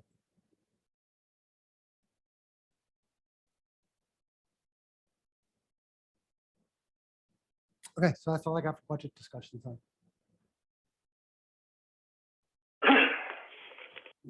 Do we have dates for September? I'm sorry? Do we have dates for September? Not for September, no.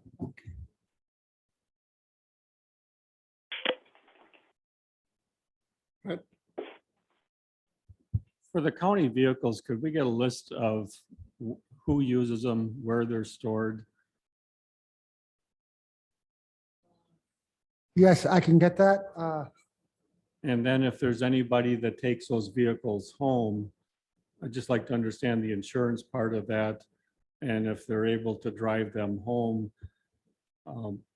does that constitute personal use, which I think then has tax consequences, or if it doesn't constitute personal use?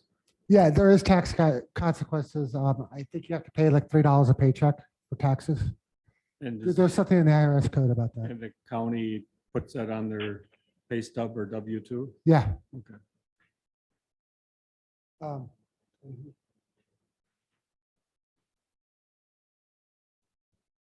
But yeah, I could, there's something in the IRS code too about uniform allowances too. That's taxable income. So we changed how we did that to comply with IRS rules.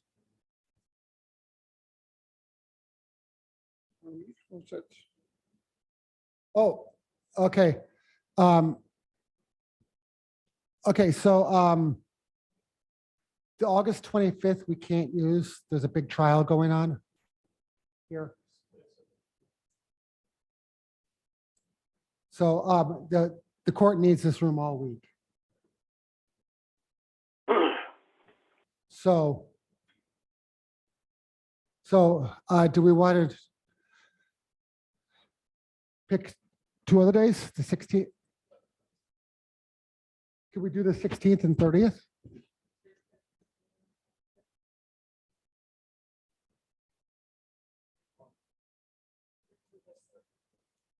If we're gonna do this, I'd just like us to stick to a day, so that way I can put it in my Well, calendar. right, and I'm just saying, we know that the week of the 22nd, court needs this room. Okay. So that's why.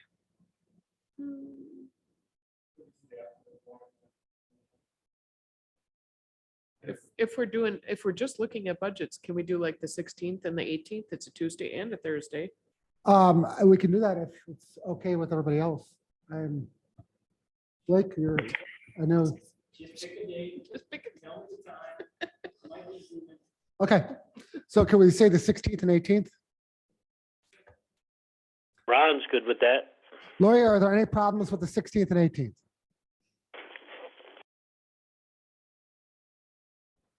Okay, Nope, they should be open. Okay.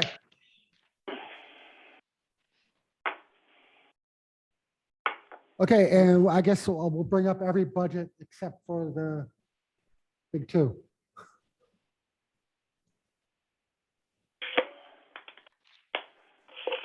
are we on the M3? Yep, we're on the M3.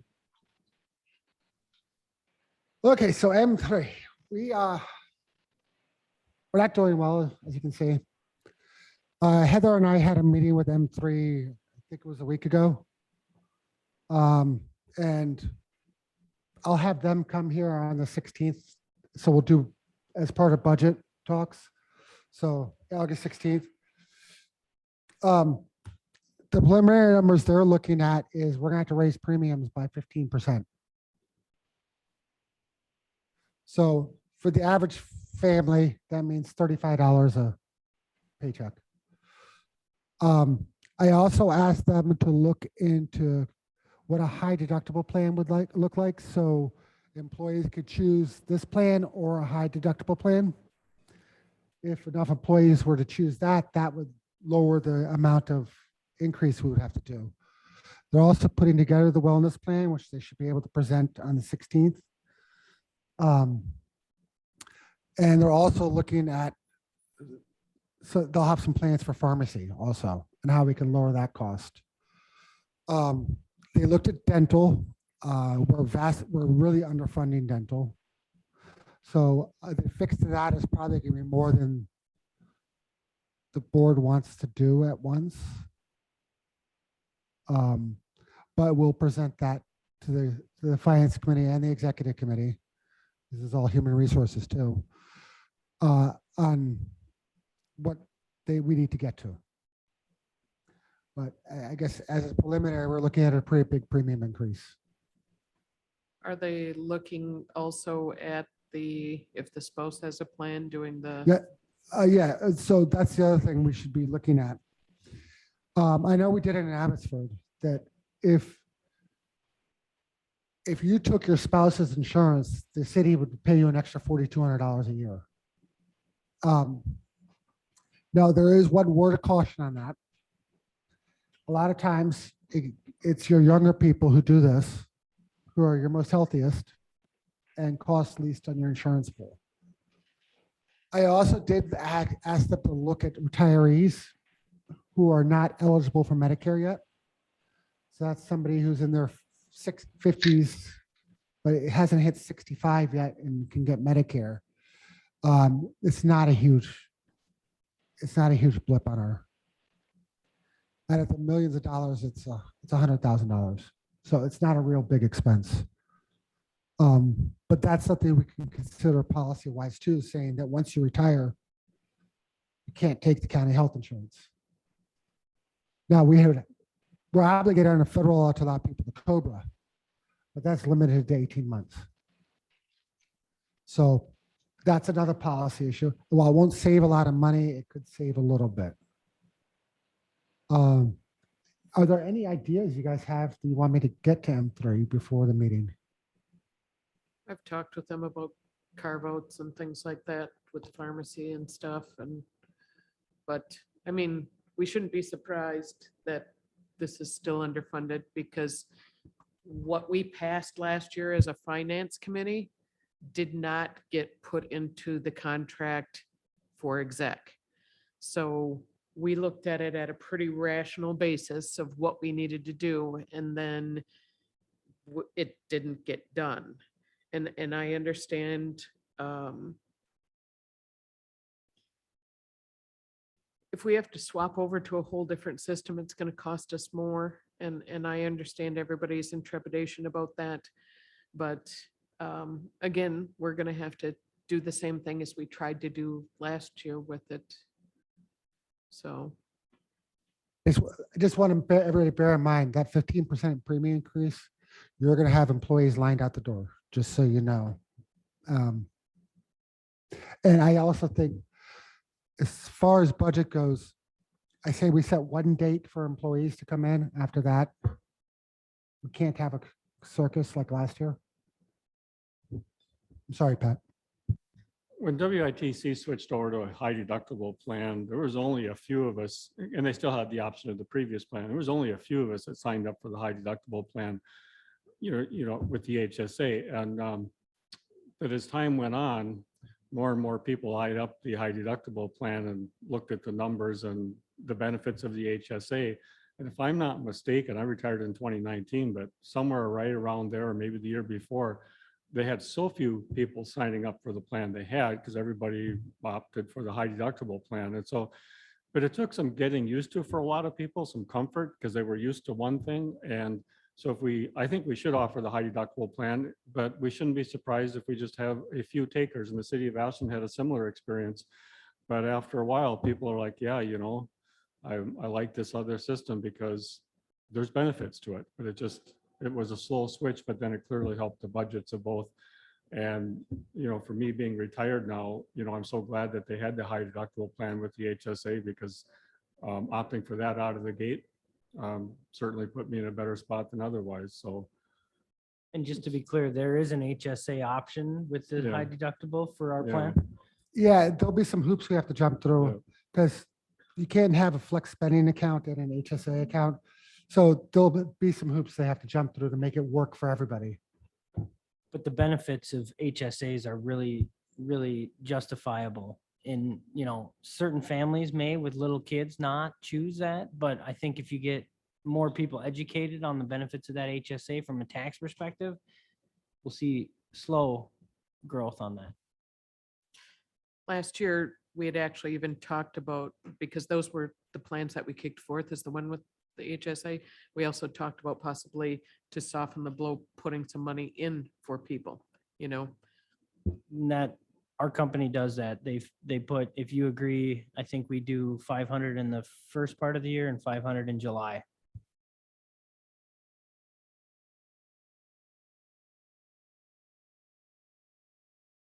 So Ron, the administrator just stepped out here, so we're waiting for him to come back. I suspect it's too much coffee.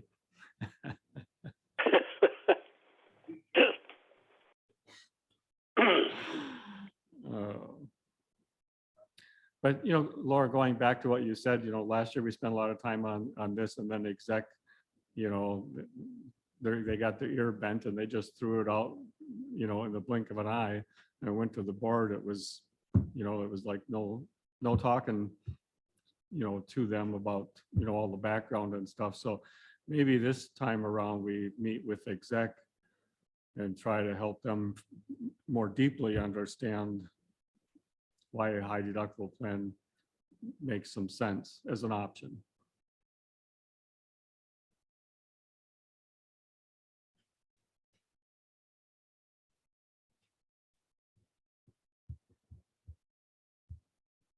I think we actually did some good education with them. I just think that some of the political fear factor kind of was in there too. I'd rather explain and educate and do better for everybody than to worry about if I'm getting voted back in. I'll do the best with the information that I have every time. I think it needs to be said also that when we have all these subcommittees such as the finance committee, the exec committee, the personal property committee, and all the other committees, they do diligence and they do backgrounds and they do what they do. And when it comes to the county board, like you indicated, the county board needs to take and give credit to the subcommittees.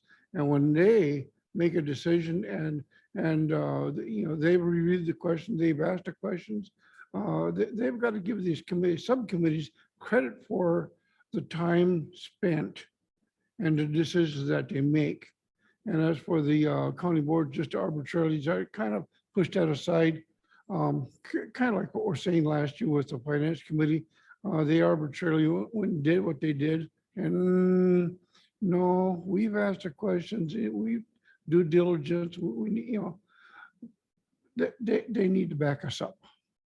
They need to back us up, period. With that being said, Dan's back and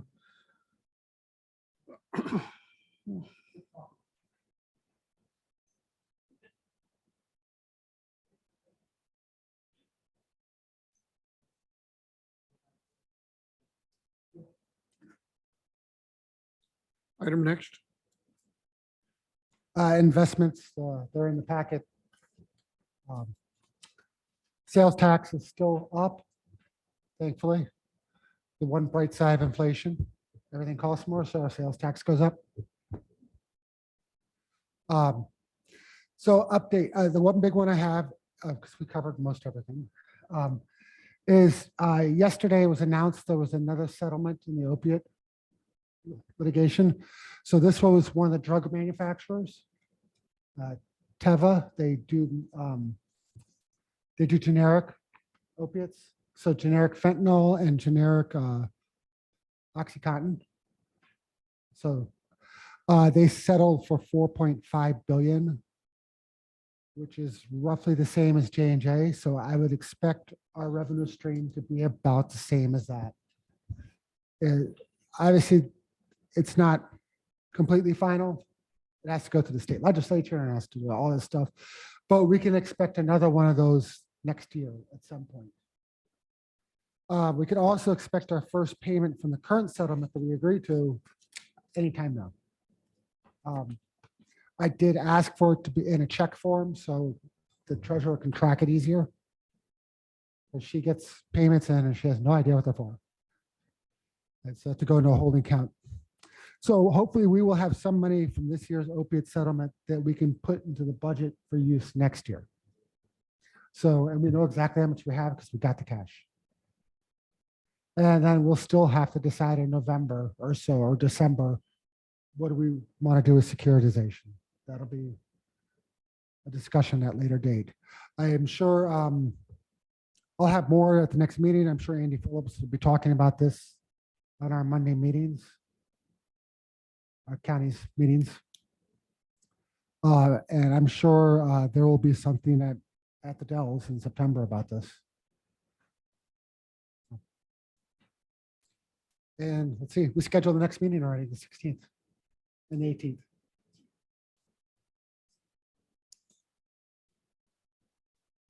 And I will ask M3 to come to one of those two meetings.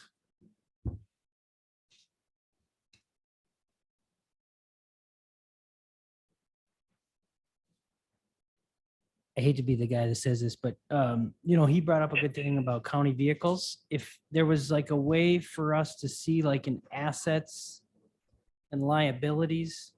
I know I've said this before, and I know you hate me when I ask this, but just again, because I don't have any idea, and I'm on the finance committee and I'm trying to make sense of it. I'm like, I kind of get a picture based on some of the things I'm hearing, but I don't know, like, so if I could just get maybe a little better by the next meeting, so I have some. Well, the good news is our new audit firm, Kerber Rose, should have our draft done sometime next month, which is amazing. So they will have all that information in the audit too. So I'll get that out to you guys as soon as we get it. And as far as just a basic balance sheet, I can ask Sue to provide that. She'll have something for that. And I know you guys want income statements. And I want income statements. It's more feel at this point, and that's kind of squishy. Just budgeted versus actual. Yeah. So, and And Springbrook is still working on changing the chart of accounts. This should be done fairly soon. I can have, the 16th or 18th, I'll have Mike and Steve zoom in also to explain where that's going.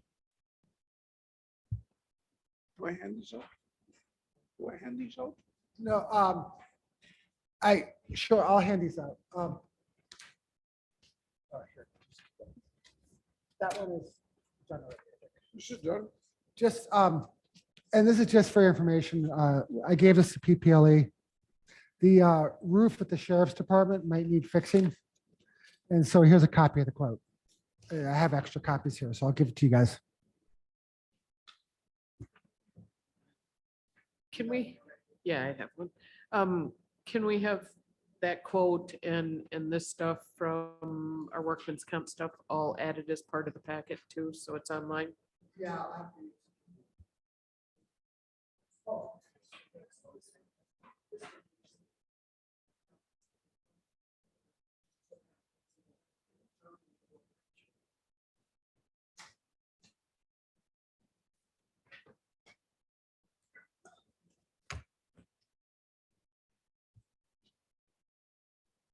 What are we gonna do with this? You say that's done? I'll make a motion to adjourn. Ron Stender will second. A motion to adjourn, second by Ron. All those in favor say aye. I. Aye. Aye.